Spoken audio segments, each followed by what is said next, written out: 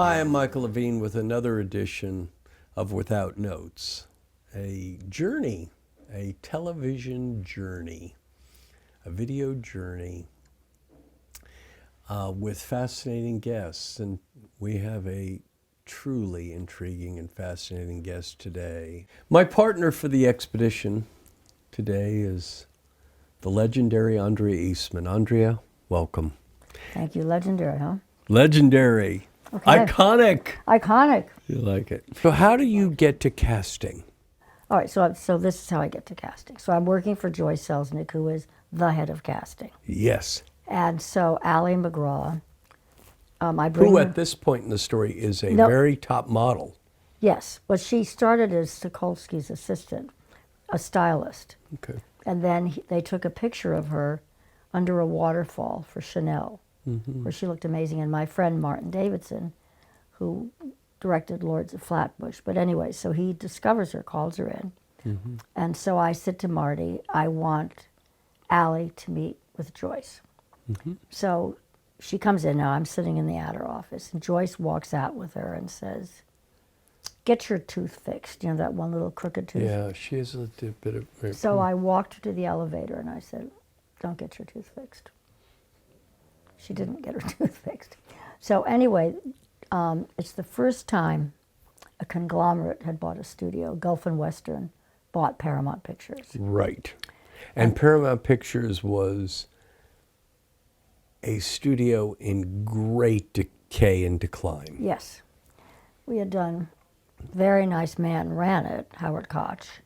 And then Bluedorn brought in Robert Evans. Charles Bluedorn was a business tycoon, European, Austrian, a man who was made for his time. This would not work today, but he was a bulldog, and he was the owner of Gulf and Western. Correct.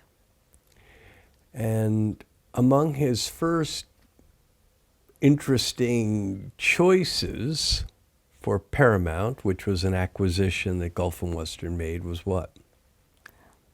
To hire... Oh, to hire Robert Evans, who was not in... Oh, he had produced he bought the book, The Detective. Right. So he was a producer of The Detective. Right. Well, he was a man who owned the rights. Correct, that's right. And then Daryl Zanuck, or Dick Zanuck. By the way, for any of the people watching this, I commend to you the viewing. To understand Robert Evans, I commend to you the viewing of The Kid Stays in the Picture. Because trying to describe Robert Evans to someone who had never met him is impossible. It's like trying to describe what artichokes taste like if you've never had one. He was the most fascinating, seductive, interesting. I loved working for him. And he loved you. He loved you. And I loved him, not romantically. Yeah, yes. Years. But I'll tell you. By the way, you may be the only woman that he didn't he didn't have an loved. Right, as a friend. Right, but he did love you. Well, and I loved him. We had just great times together. It was fun. I have to say, working at Paramount Pictures, we cared about movies. It wasn't the bottom line. We really cared. But my mentor was Charlie. Mr. Bluedorn. Yes, because I grew up. So who hired you to do casting? I was Joyce Selznick's assistant. After Gulf and Western owned Paramount, she was transferred to L.A. I'm now 25 years old. She's fired because she was very difficult. I was making $150 a week. And happy to have it. And yes, and suddenly overnight I am made worldwide head of casting at age 25, 2 assistants. The power of timing. And you were in the right place at the right time. And $300 a week. But friends, the power of timing, the power of proximity. Being in the right place at the right time. Okay. So Michael. You're the head of casting. I'm the head of casting. I suddenly have all this power. Unspeakable amount of power. Yes, a lot. And what's your first movie that you cast? My first movie was Goodbye Columbus. Goodbye, Columbus. I put Allie in Goodbye, with Columbus. With a young, beautiful model named Allie McGraw. She was talking to me, sweetie. What is this she business? That's how you call your mother today? She? Oh, if I call my mother she, my father give me such a clop on the side of the head, I wouldn't be able to get up for a month. All right, eat your dinner. We'll clean it out later. Now, we tested, okay. So we wanted Natalie Wood. Natalie Wood turned it down. Mm-hmm. Richard Benjamin was kind of cast from the beginning. Mm-hmm. Larry Pierce, who was a terrific director. So we tested every girl, dark-haired girl. At one point, everybody was so desperate, they said, because at that time, I looked a teeny bit like Allie. You know, both of us, the long hair, blah, blah, blah. They said, would you test? I go, no. So I actually met this girl, beautiful, but she was flat-chested. I went out and bought her bras so she would look better. And so we literally tested everybody. And so I met Allie again, and I thought she was 30 and the girl was supposed to be 24. So I call Evans and I go, I think we found the girl, Allie McGraw. He goes, Andrea, are you kidding? She's 30 years old. She's been around. I know exactly who Allie McGraw is. You have to do better. And he hung up on me. I thought, okay. So we tested like everybody, and then nobody was good. And then we tested just her and one other person, and she got the role. And I mean, she was terrific. She just exploded off the screen. But one of the things I wanted to say to you, at that time, I was incredibly close to Blue Door. I mean, my father would tell me. What do you think was the secret sauce for your closeness with this very powerful, unique man? Because I was fearless. I would tell him the truth. Yeah. Everybody and by the way, Marty of him. Baum also respected that in you. You would tell people what they needed to hear, not what they wanted to hear. Did you do that with Evans too? Oh, yeah. Okay. So now you cast Rosemary's Baby. That's an extraordinary movie. And then you cast, when do you next cast Love Story? No, there were a lot of in between. Yeah, but I want to get to the central ones. Probably Love Story. Love and Story. The Godfather. Hey, what makes you so sure I went to prep school? You look stupid and rich. Actually, I'm smart and poor. I'm smart and poor. What makes you so smart? I wouldn't go for coffee with you. Yeah, well, I wouldn't ask you. Well, that's what makes you stupid. Now, to say Love Story was a success would be like saying Star Wars was a success. It was an unbelievable success. So I was very lucky. Charlie did respect me. And, of course, everybody thought, how could she possibly have this job? She has to be sleeping with Charlie Bluedorn. Right. No. Or at least Robert Evans. None of them. None of them. So, but Charlie, I would really tell him the truth. Like someone would say, oh, Charlie, this is great, because they heard that he had loved it. I go, Charlie, no, that's a piece of shit. Okay. I was known in the company of having Charlie's ear. Mm-hmm. So I read the script. Right. Now, Evans already loved it. And I'm sobbing. And Evans says to me, you have to ask to see Charlie the second. So he was available. So I went up, and I'm crying my eyes out. I go, Charlie, we have to make this movie. We have to make this movie. I mean, I'm not responsible for having it made, but I was one of the voices that said we have to make this movie. Now take us to this momentous pivot of you and your incredibly important role in a little film called The Godfather. Check on the calls that go. You're not here. I did it already, Pop. You know, good be Pop, anyone. I took care of that. Oh, that's right. I forgot. So The Godfather was collaborative. Mm-hmm.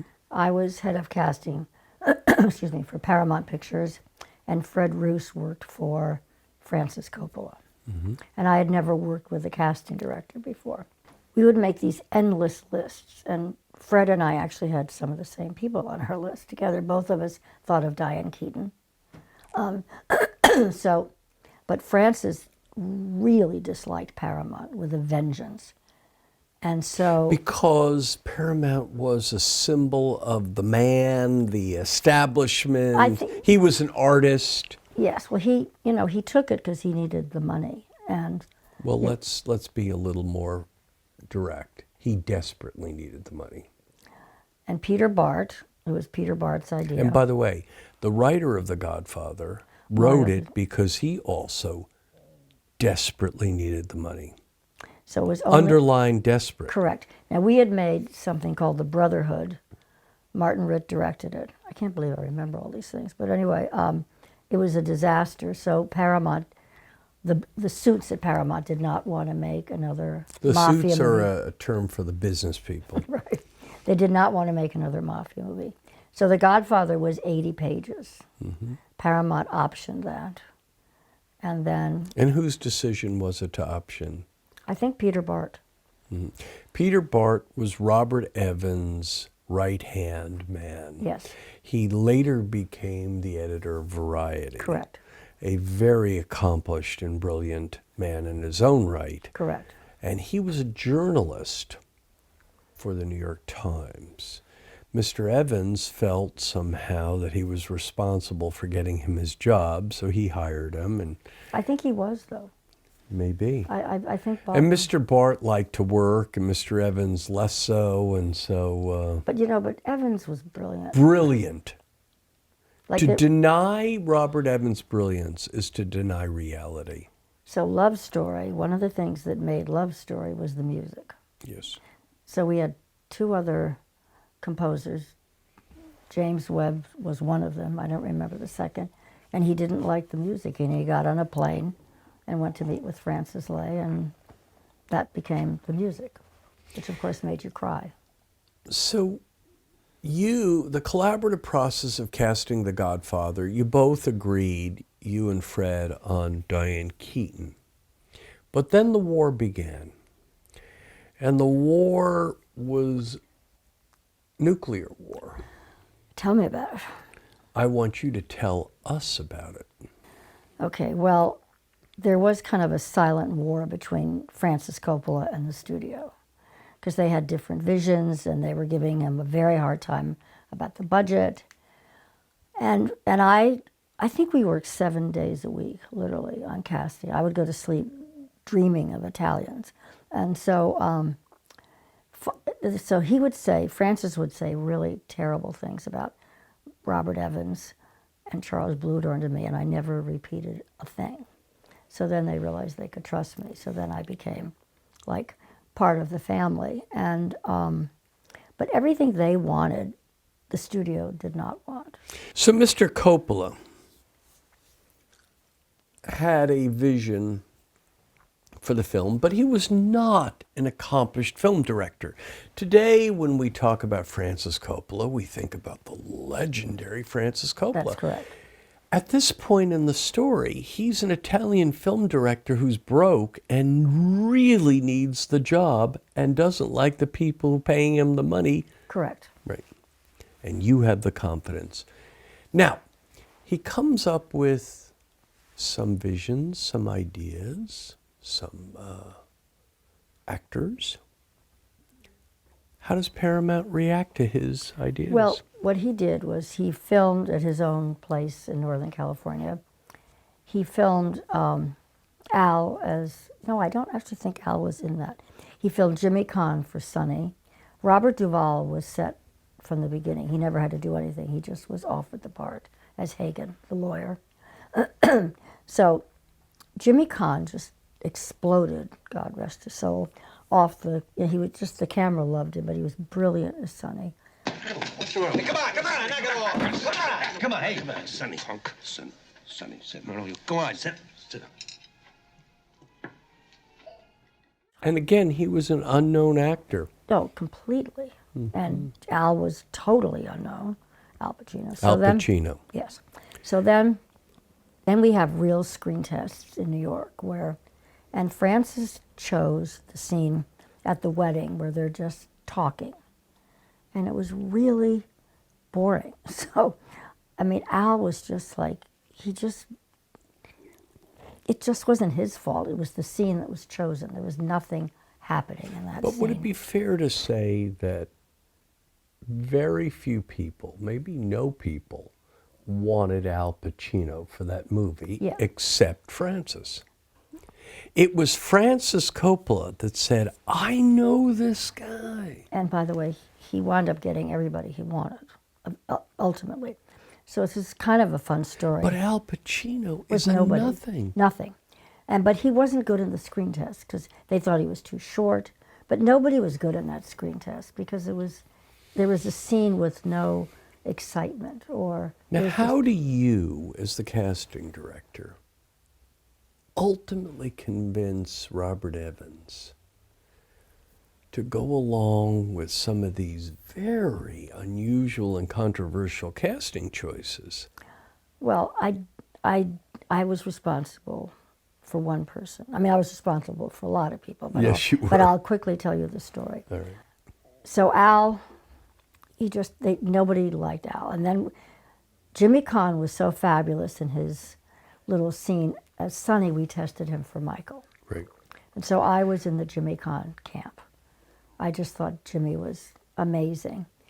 And so ultimately, in the movie, Mr. Caan plays Sonny, but I'm going to tell you how that happened, because it's kind of a cool story. okay. So Francis, unbeknownst to any of us, went to a party somewhere, and he met an actor named Carmine Caridi. Carmine Caridi was about 6'6", terrific, by the way, big Italian Goomba, like just cool, okay, but big. And so it comes down to who's going to be Michael. So Francis left to go scout locations in Sicily. Am I allowed to say what he actually really said? Yes, you are. You can just go cast my fucking movie. I am going to Sicily. And he left. Okay. So we had this little screening room at Gulf and Western, and we watched Panic in Needle Park. That was Al Pacino's first movie. Yes. He just exploded off the screen. Gulf and Western was located, I think, at 59th near Central Park. It's now a big building. It's now the Trump Hotel. So it was Ain't life something? My office was on the 33rd floor. So somebody was saying they were staying. I said, what floor are you on? I wonder if you're in my old office. But anyway, it was beautiful. You had these great views. So it was decided. So in the screening room was Robert Evans, Stanley Jaffe, who was then president, Charles Bluedorn, and me. So the four of us are in the screening room.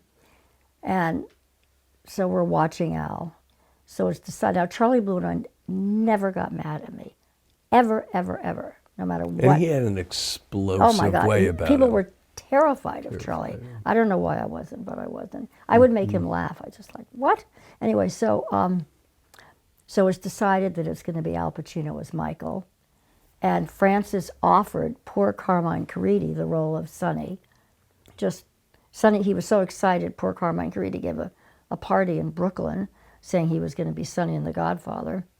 So I can't do Charlie's accent, but he goes, Andrea, this is our most important movie ever, ever, and you have this pipsqueak playing Michael, and you have this huge Saint Bernard playing Sonny. It doesn't work.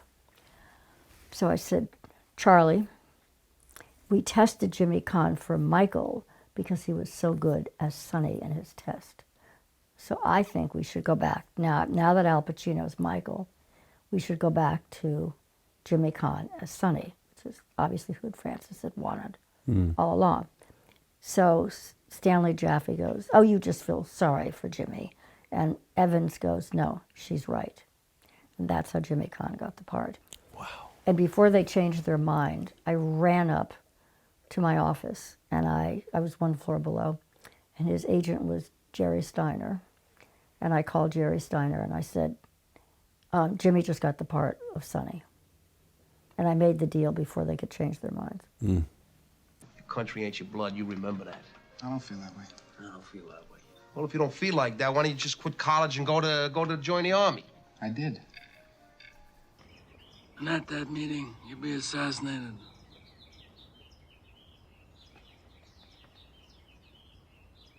I like to drink wine more than I used to. Do you have any idea or any memory of how much Jimmy Caan or Al Pacino I know were exactly paid? what they all How got much paid. did Jimmy Caan get paid for The Godfather? Everybody got $35,000. Wow. Diane, Jimmy, Al. Brando got 100. And needed it. And needed it. But everybody else, and I was never asked to get options on anybody. Marlon Brando. He was great. My God. I did notice. No, he was great. I did notice. So But who in the Lord's name? How did that evolve? Mario Puzo. Mario Puzo, that was his idea. Because we made endless lists. I actually thought of Carlo Ponti. I thought he could be interesting as the Godfather. So I loved Mario Puzo. What a wonderful, wonderful, incredible human being he was. But it was his idea. Marlon Brando was his idea. So a lot of the offer is correct, that going to the house and everything. The Offer was a recent TV series about the making of The Godfather. Which, by the way, I'm going to ask you a question. Okay. The Offer.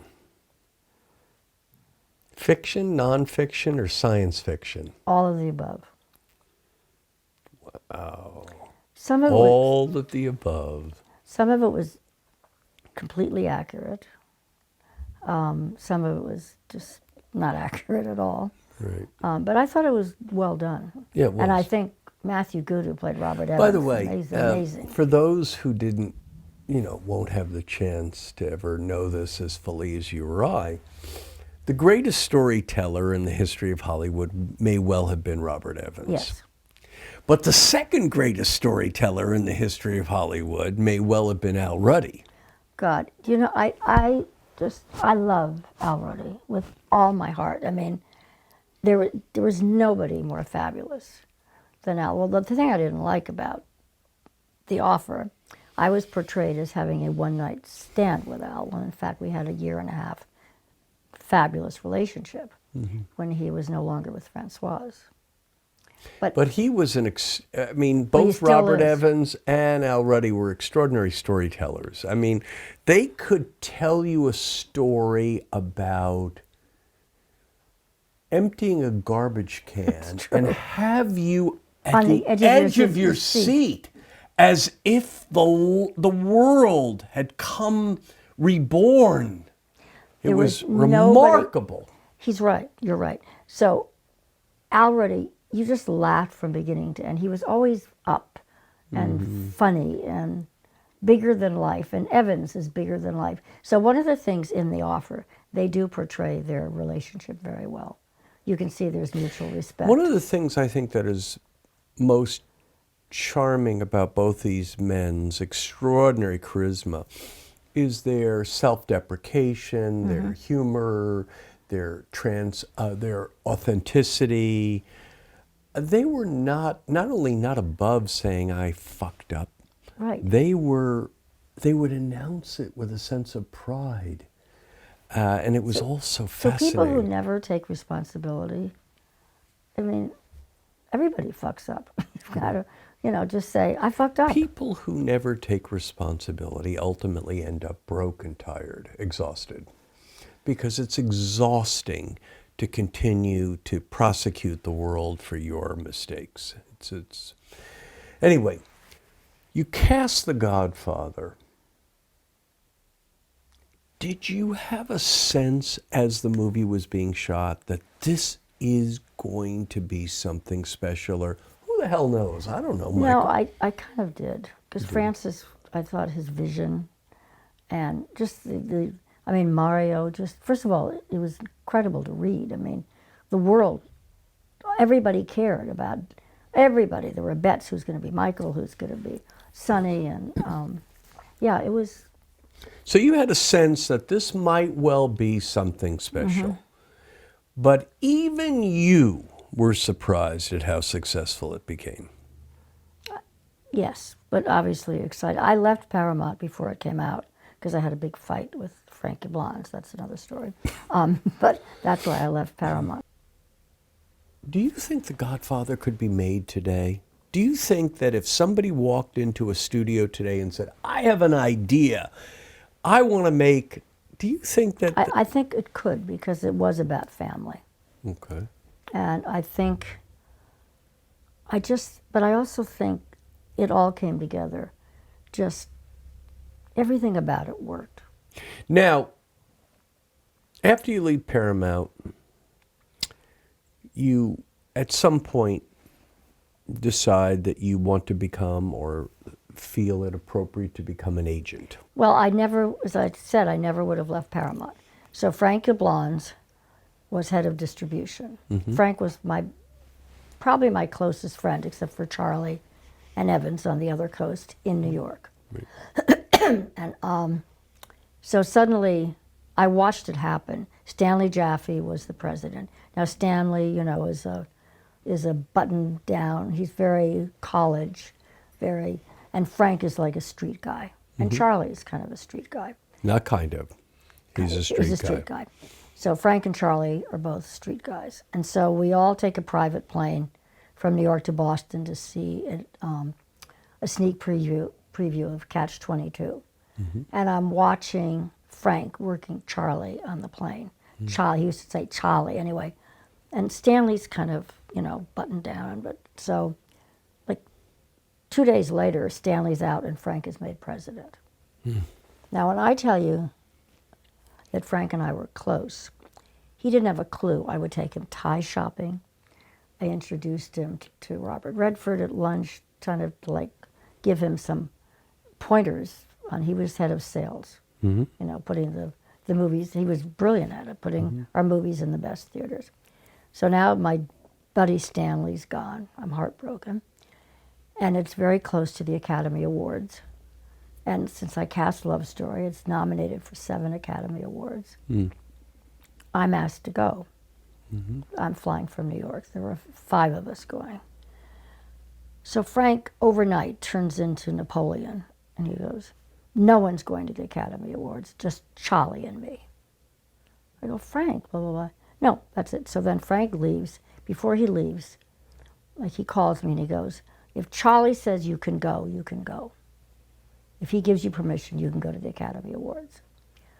So I was like this child. Like, well. So Tommy Tannenbaum, who was head of television for us, was my date.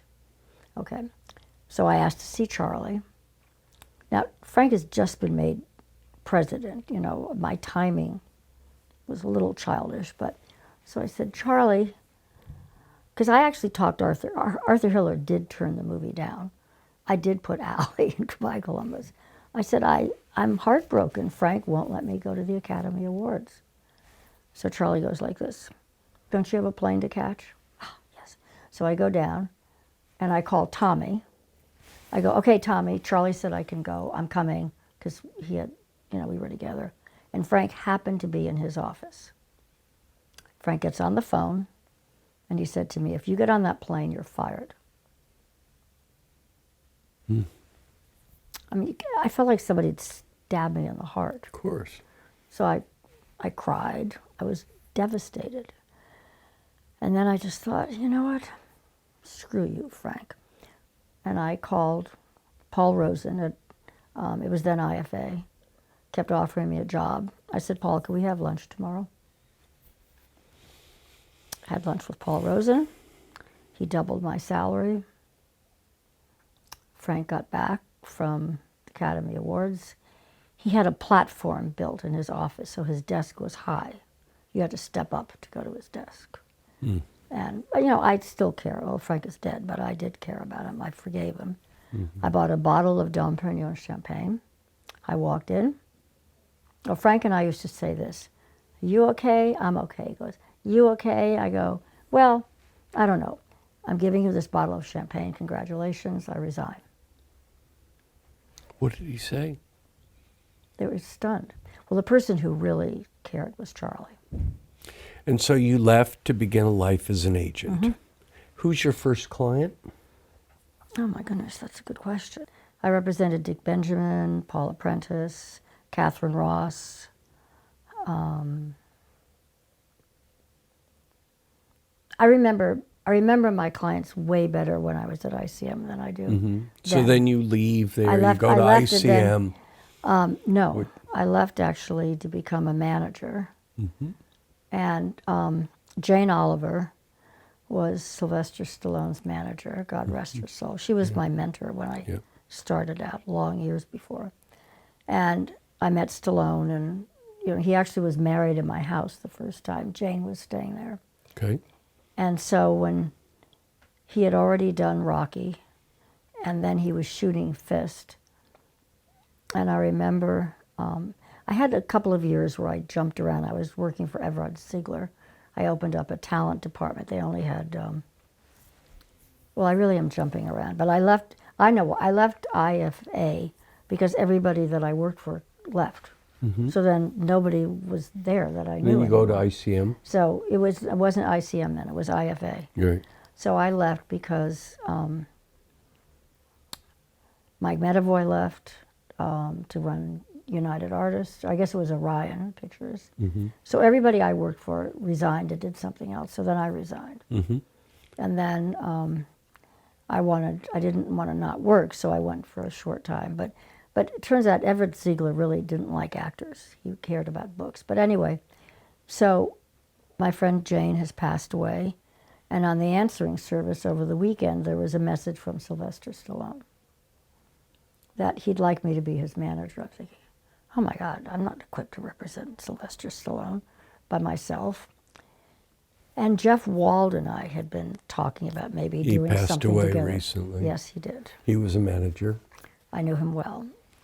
Colorful character as well. Colorful character. So I called Jeff, because we'd been talking about getting together. I represented Peter Boyle. That was one of my clients when I was at IFA. And I had Jeff was involved with something that I was involved with Peter. So I meet with Jeff and I go, because he'd wanted me to join him, my company to join his company. Right. So we met and I said, so Sylvester Stallone is trying to decide between whether I should be his manager, meaning me, or Herbie Nanas. So Jeff goes, I'll make a deal tomorrow with Herb Nanas and we'll form a company. So Rona Barrett announces our company, right? So it's going to be me, Jeff, and Stallone's coming, and my clients are all coming, Jamie Lee Curtis, Peter Boyle, I forget who else. And so I did something really stupid. I wanted to take some time off, and so I arranged to have Jeff meet Stallone for the first time, and I didn't go. That was not wise. That was one of... That was unwise. You think? So, I do. You think? So... Had anyway, you asked me, I would have told you. So, anyway, so Jeff, Jeff was funny, but he, of course, he's throwing around bodyguards to Stallone and my private plane, and so, okay. So Stallone is, Jeff was a very impressive guy in those days. Yeah. He represented Chicago, and Ron de Blasio was working for him. They had Donna Summer. Yep. Helen Reddy was married to Yep. Jeff then. Okay. So I was living in Malibu and I get a call. Jeff wants to see you at 4 o'clock. I had taken a few days off. So I remember it was like a sign. Somebody rear-ended my car as I was driving to the meeting. But I kept going, right? So in my rear-ended car. And I walk into the office and a couple of people looked at me and they put their head down. They wouldn't look at me.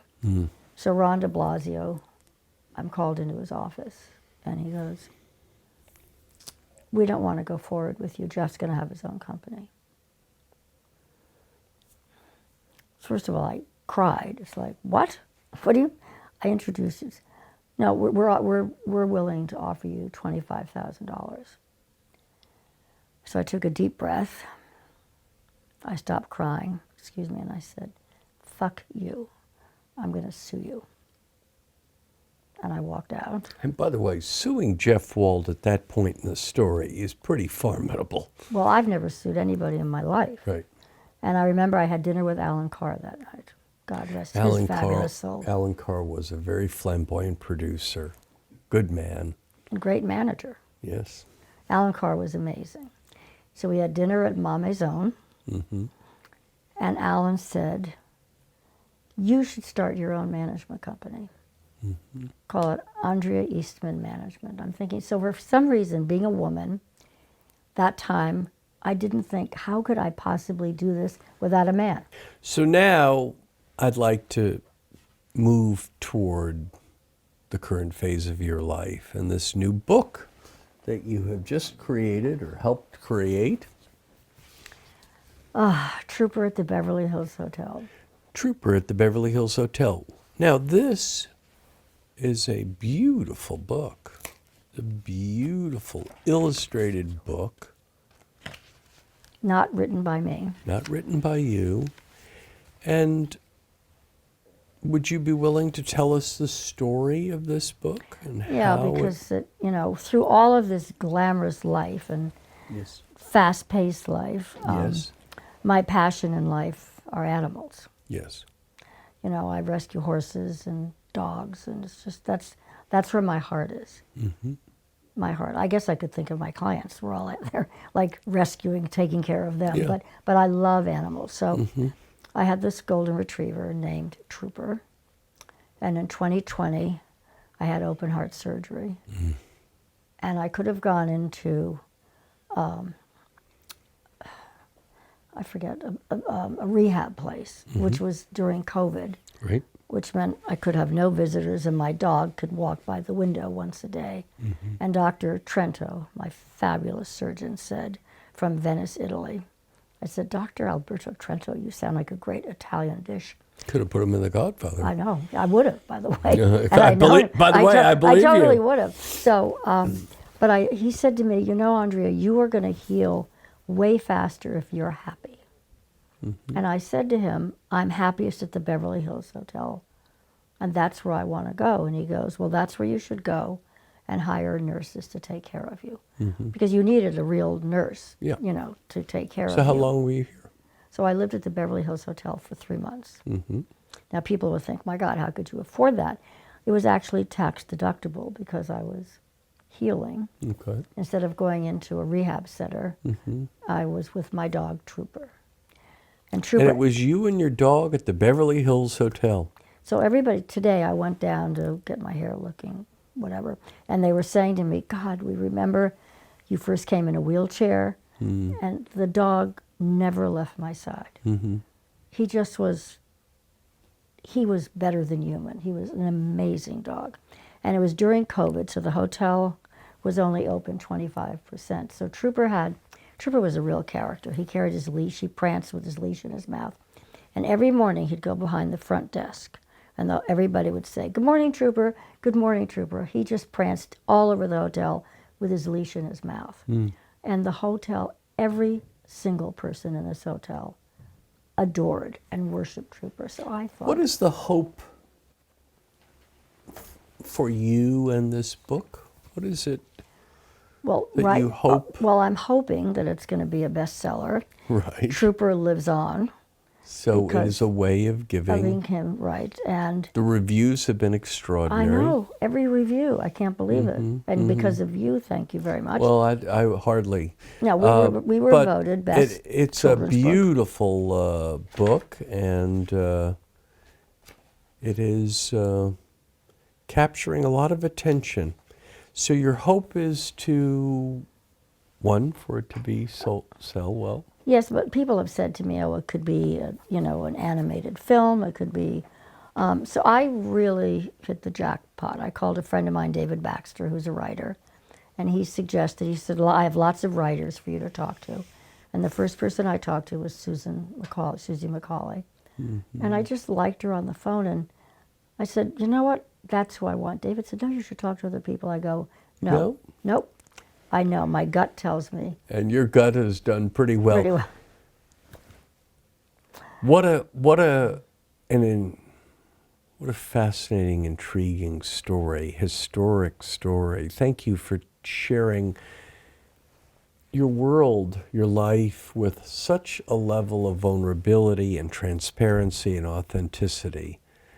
I hope you, Michael. It's been quite a a journey and quite an opportunity for people watching the show all over the world to not only learn more about you, but about the different times in which we existed. It was a great time to be working in the movie business. Indeed it was. And Andrea Eastman, you have been a superb guest on Without Notes. I'm endlessly appreciative to you. I'm very appreciative to you. Thank you.